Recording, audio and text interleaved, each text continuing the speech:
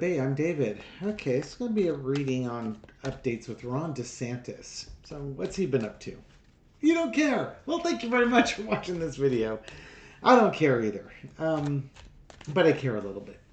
So, um, DeSantis cannot run for governor again. He should not be allowed to be governor right now, except that his cronies in the legislature in Florida changed the law. The law used to be if you ran for president, you had to resign your position as governor. But when they knew that DeSantis was going to do that, they changed the law so he could do both because they don't want to give up power apparently. Um, DeSantis in Florida, they've got a couple of things coming up. One is there's a marijuana reform bill called Amendment 3, which would basically legalize marijuana in Florida. And DeSantis is against that, and he's being challenged by wealthy Floridians who want to see cannabis legalized. Um, in this article I've got here, DeSantis has touted his Florida Freedom Fund as his vehicle to stop two constitutional amendments from becoming law. Um, it's the initiatives that he's trying to fight against are the legalization of cannabis. It requires a 60% vote, and about 64% of Floridians currently support it.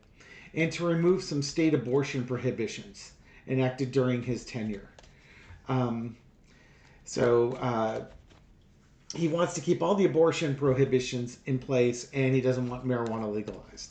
So he forms this committee, the Florida Freedom Fund. You notice how these traitors to the country always have a fund or something like that where they're either patriots or freedom or what's the other one? I forget what the other one was, but those are just common buzzwords for it. They've raised $121,000 after a month. $100,000 of it came from a place called POB Ventures LLC, and $10,000 came from Ronald Wolf from Pennsylvania, who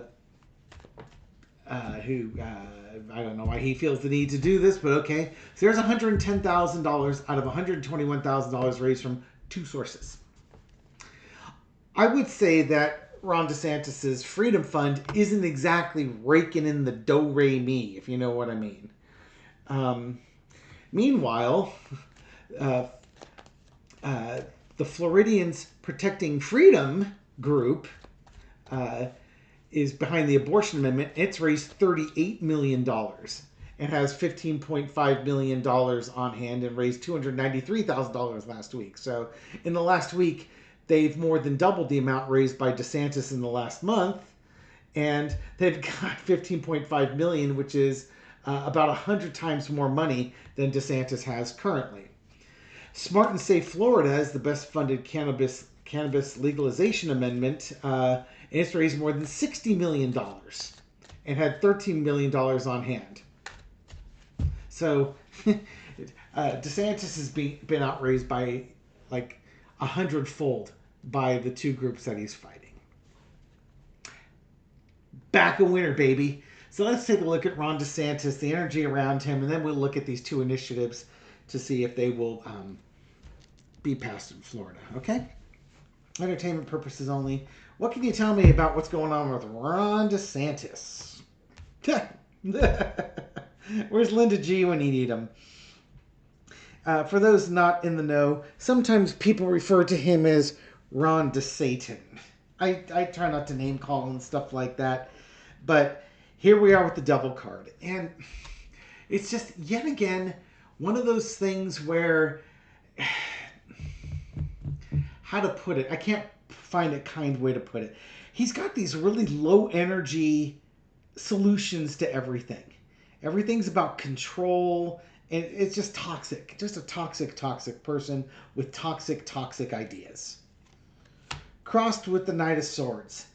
And the Knight of Wands underneath it.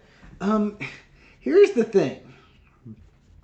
You've got DeSantis doing what he wants to do, but he's running out of time to do it. Other groups, like, he's going to challenge these two initiatives. These other groups are charging forward with their fundraising and their advertising, and they're fighting the devil, as it were. Meanwhile, we got the Knight of Wands. There's a plan in place, but it's slow moving relative to the peers. So let's kind of see what's going on here. Maybe this is going to be a plan that's going to take the horn. They're basically going to take the horns off the devil. Let's see what we got. In the past, you got the King of Wands. Once upon a time, DeSantis was a very, I don't want to say popular, but a very, he was a strong leader in Florida. Had a lot of support. I mean, remember, it wasn't that long ago that Trump was attacking DeSantis because Trump knew DeSantis was his biggest threat when it came to the Republican primaries. And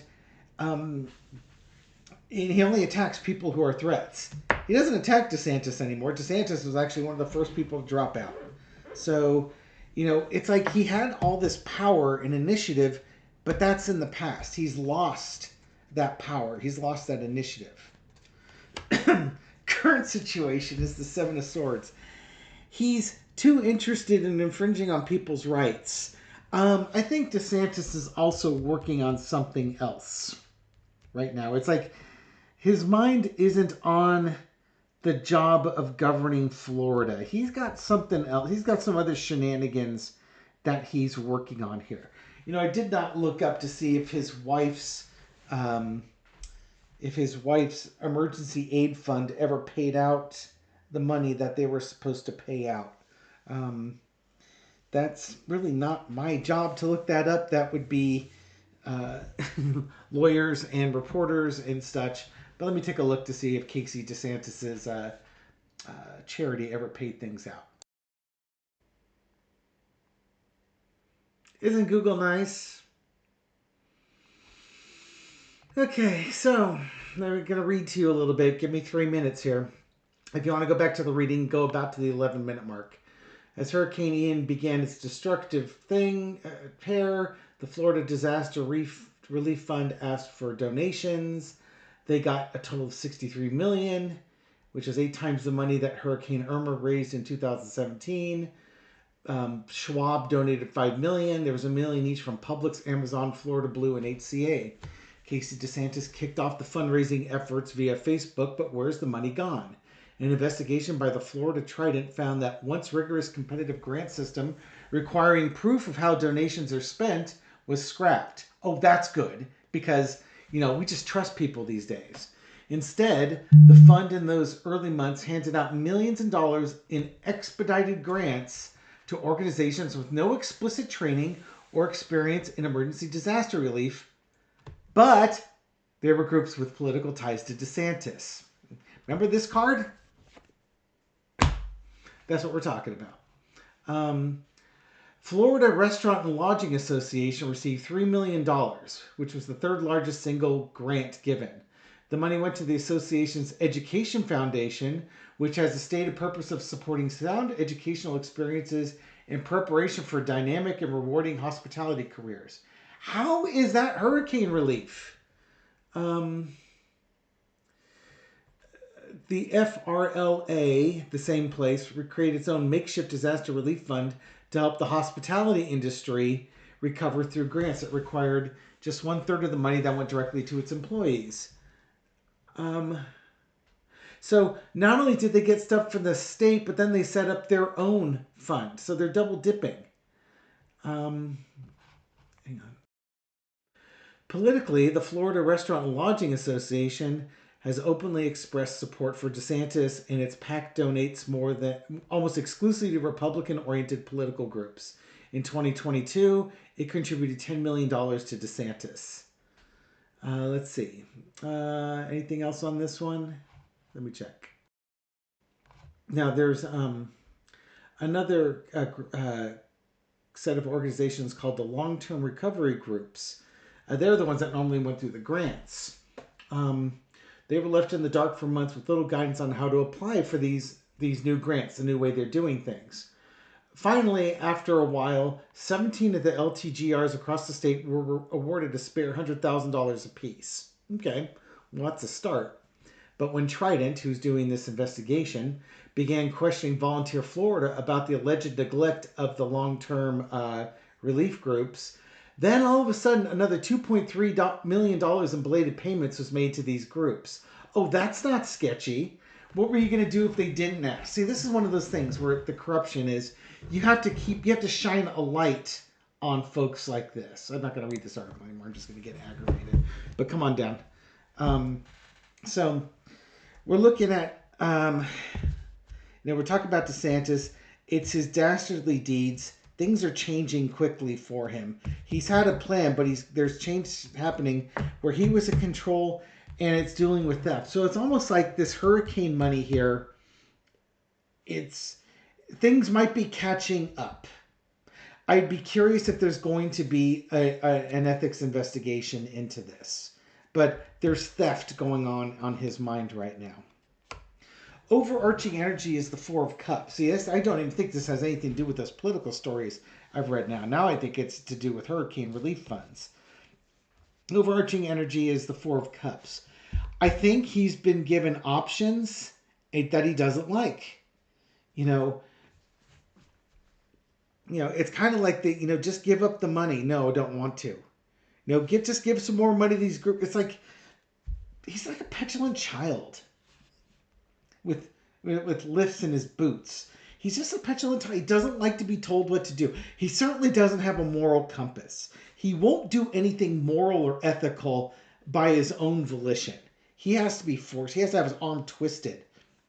It's almost like you have to threaten him with incarceration in order to get him to do the right thing. The lesson to be learned is the Moon card. He loves working in the shadows, doing shady stuff. He's a crooked person. Outcome is the Nine of Wands. But, he might be getting his comeuppance here. He's looking over his shoulder. He's only going to be the governor for a little bit while longer, another couple years. I would not be surprised if there's some investigations that are starting looking into his business and what he's been doing. We haven't heard anything about that yet. But again, if this news organization Trident is discovering these shenanigans, as it were, there should be an ethics committee in place. Now, here's the thing. Probably this current government won't do it. The current Attorney General, I don't know if they're a Democrat or Republican. Hang on. Let's find out. But it's probably a Republican, right? Of course. Name is Ashley Moody. I don't know anything about her. I'm not going to read the wiki on her. She is a Republican. I would assume that she's not going to do anything. Why?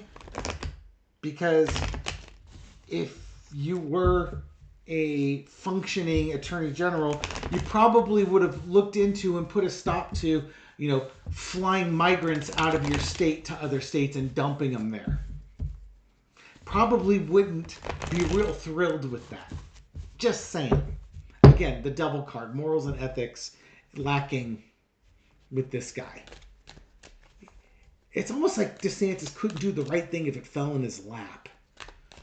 Yeah, he'd be one of those kids that if he was writing an apology letter, you'd have to be forcing his hand to write it or forcing his fingers to type it.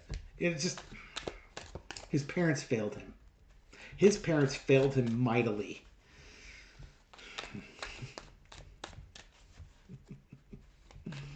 Oh, God.